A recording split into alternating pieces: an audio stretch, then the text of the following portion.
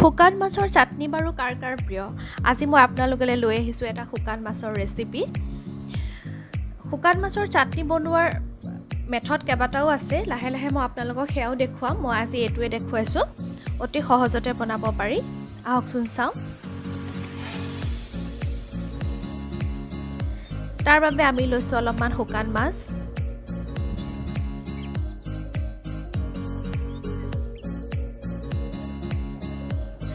নহৰু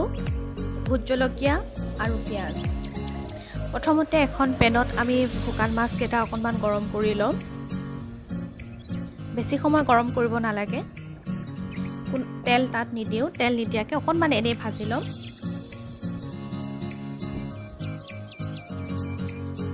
বহুতে বেলেগ ধৰণেৰে বনায় সেয়াও মই দেখুৱাম আপোনালোকক লাহে লাহে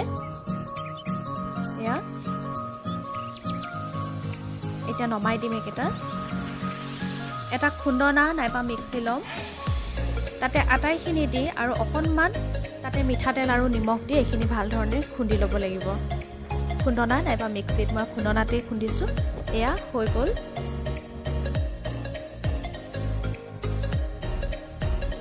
ইয়াৰ ওপৰতে এতিয়া সৰু সৰু মিহি মিহিকৈ কটা পিঁয়াজখিনি দি ভালদৰে মিক্স কৰি দিম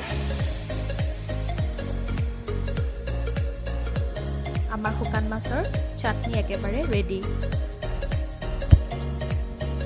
আশা কৰিছোঁ আপোনালোকে ৰেচিপিটো ভাল পাইছে যদিহে ভাল পাইছে তেতিয়াহ'লে প্লিজ লাইক কৰিব শ্বেয়াৰ কৰিব আৰু কমেণ্ট কৰিব আৰু